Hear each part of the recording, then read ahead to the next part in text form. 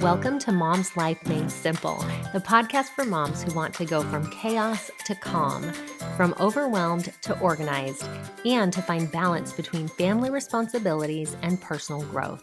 I'm your host, Chanel Nielsen. Let's make mom life simple. Hello and welcome to Mom's Life Made Simple. I'm your host, Chanel Nielsen, and today we're going to talk about balance, the four-step balancing system to organize your day for moms. So, some of you may know I teach yoga, and I've practiced yoga for a long time. And one of the things that we do in yoga is to find balance. And it's really interesting, you'll stand on one leg or put all of your weight on your hands and do an arm balance. When you are standing on 2 feet, you're also balancing. We're just kind of used to that balance. But when you shift things and all of a sudden you're on your hands or you're on just one foot, you have to refine that center. And I think as moms, we're in a similar situation. Things are always changing, whether that's adding a new baby to the family or kids going to school or school times changing or new activities with the kids or whatever. It goes on and on. There are constantly changes in the family that then ripple out, and you have to continually find this new balance of what does it look like for me and how do I manage my family and everything going on with them along with the person that you are and the things that you want to do. And so we're constantly juggling this balance. And right when you feel like things are coming together and you have them, maybe something shifts and you have to refine balance. So it's not something that we can just find once and be done. It's a process of continually finding that equilibrium and figuring out balance day by day. So, we're going to talk about the four-step method and system to help you find that balance. So, step number one is mindset. Being mindful of two things. One is how you think about the present, and two is how you think about the future. So, being mindful of your thoughts. First, how you think. Be aware of what you're thinking in any given moment. And what this does is often I have a daughter who will get really overwhelmed. And I know because she's always saying, I'm so overwhelmed. I'm so overwhelmed. And her thoughts are constantly leading her to this feeling of being overwhelmed because whatever she has going on, it's running through her mind and telling her that she is overwhelmed. Often we find ourselves thinking the same thing, right? We tell ourselves that a situation in a certain way, and that leads to how we feel about that situation. And so we want to be really aware of our thoughts and make sure that they're serving us. Because when we constantly tell ourselves things like, I'm overwhelmed or I'm stressed or this is so hard, we're not going to feel that balance. So controlling our thoughts and being aware of our thoughts in the moment can really make a big difference in the amount of balance we feel in our lives. Um, Changing our thoughts can be difficult to do, right? We have to actively be aware of our thoughts and then consciously change them. So I remember several years ago, my husband used to have a protein shake every morning and he would use the blender and then he would leave it in the sink when he was done. And my thought about that was, that's annoying. This is irritating. Why do I have to clean up after him? Thoughts like that, right?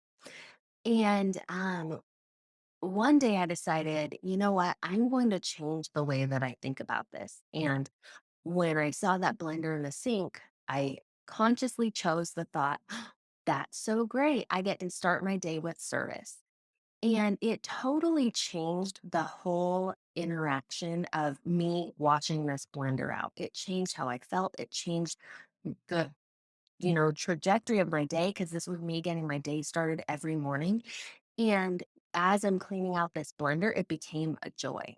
Little shifts in our thoughts like that are going to make a big difference in how we feel.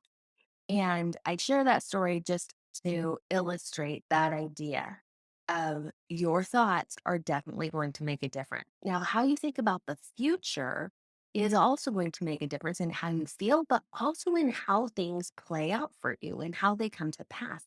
We bring our future to us with our thoughts. We think of, okay, this is how I want my future to be. And when we believe that that's possible and we're grateful for it now, even though it hasn't happened yet, we are actively bringing that future towards us.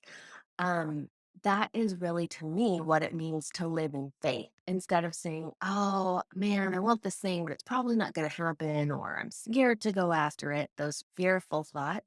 Faith, um, Florence Shin says, knows it has already received and acts accordingly. So, how would you act if you really knew that that thing that you want is coming for you? And acting in that way ahead of time changes how you think right now. It gives you more optimistic and happier thoughts. It also um, really helps you to choose in the moment to do things that are setting you up for the future that you want to have. So, number one is mindset. Number two is getting intentional and organized about what you need to be doing when. So you've probably heard when we think of organizing, we think of there's a place for everything and everything in its place. That is one part of organizing, right? Getting things, the stuff in our life where it needs to be, but I also think it's beyond that. It's a time for everything. What is the time that you're supposed to be allotting to certain things? Are you spending too much time on things that don't matter? Part of organization is saying, okay, I have 10 minutes now where I can go on social media and I'm going to spend my 10 minutes there. But then I need to make dinner, right? Not letting that 10 minutes bleed into the time when you're supposed to be making dinner. So then you start dinner late, the kids are late to their practice, whatever. Being organized is being um, aware and intentional about how you spend your time as well. The definition of organizing is arranging things so they can be dealt with effectively. Isn't that a cool definition? Arranging things so they can be dealt with effectively. So, and when I think about that, I think about putting things in certain places so they're easy to retrieve. I think about having good systems in place so that I know what needs to happen when. I also think about times when I've been unorganized. And for me, what that often has looked like is okay, the house is a mess. I start to clean up in one room. And then as I pick up stuff from that room and go put it in the other room, I notice in the next room some stuff that needs to be picked up and I'm picking up in that room.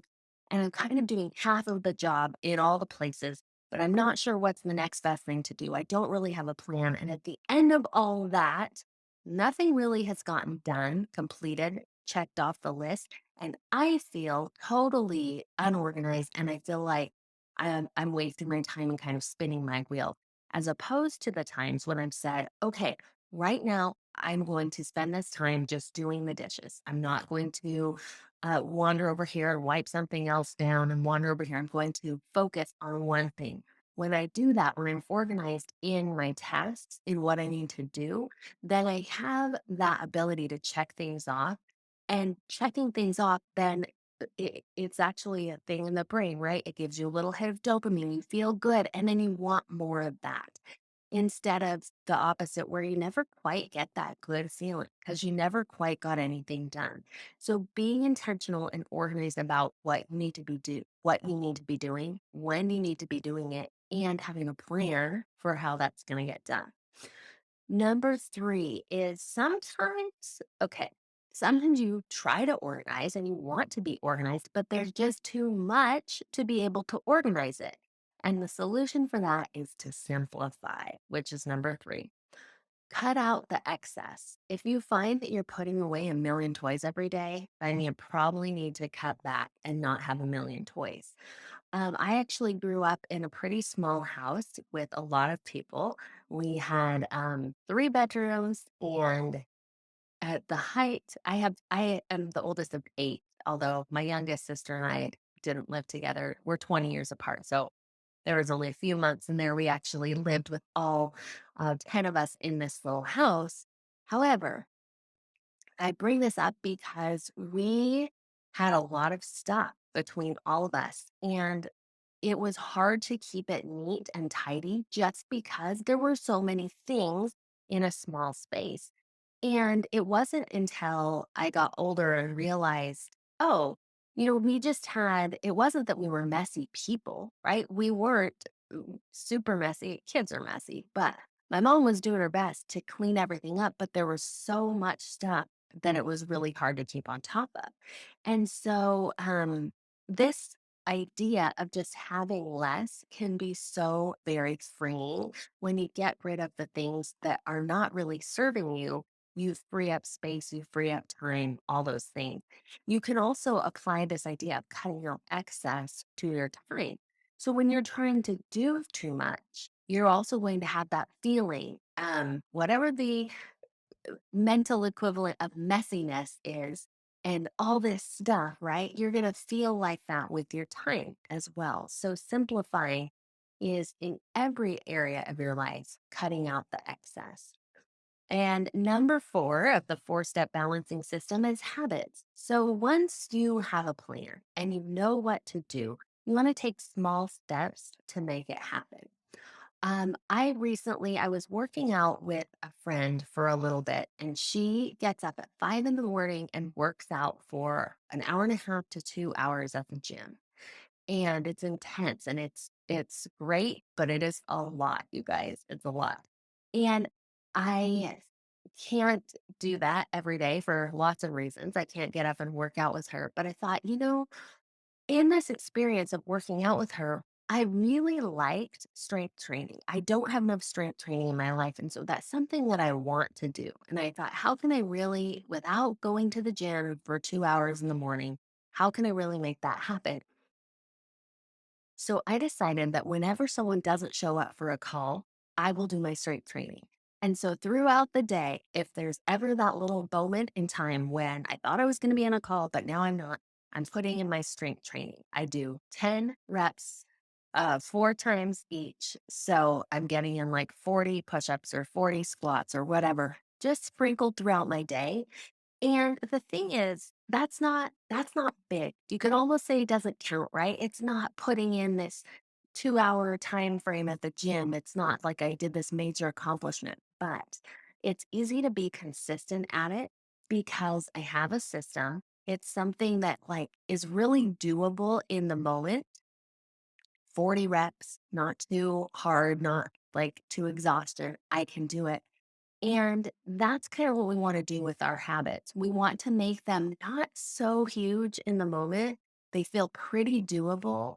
And because of that, they're repeatable. Because of that, we're going to do them. We're going to take action. And that is the key to habits. We want to be able to take action on them. So we take action with our habits. Then we evaluate, is this working for me? Am I doing it? Is this the thing that I want to do? Is it leading me to where I want to go? And then repeating those habits day after day after day. And over time, maybe growing those habits. This is a new one for me, but maybe eventually I'll do 5 reps, 5 sets of 10 reps, or whatever the case may be, or adding weights every time. It doesn't matter how you do it, but we continue to grow the habit over time so it continues to serve us. So, these 4 steps that I've talked about are the mom's method. It's what I teach in Mom's Life Made Simple. So, the phrasing that we use there in MOMS, which is what this whole podcast is about, is manifestation, organization, mobilization, and simplification. And those are the things that we've talked about today. Those 4 steps will help you find balance between your family and your personal goals. They'll help you to really create the life that you want in a way that serves you, in a way that brings you joy and feels peaceful and happy and good and allows you to serve your family at your highest level. So, if you are interested in learning more and really applying and implementing these things that we've talked about today, Mom's Life Made Simple is the group coaching program that will help you to learn and put into practice all of those things. It starts in September. So, go to chanelnielsen.com/coaching to get all the details on the September group, to book a call to see if we are a good fit and if September is the month for you to start. All right, we'll see you next time. Bye, guys. Thanks for listening to Mom's Life Made Simple. Need some help making your mom life simple? I offer group coaching programs using my 4-step method called the MOMS method. This is a process of manifestation, organization, mobilization, and simplification that will give you the balance, progress, and joy you're looking for. Visit ChanelNielsen.com or find me on Instagram or Facebook at Chanel Nielsen Coaching. I love to hear from you. Reach out with your questions, your feedback, and let me know how I can help make your mom life simple.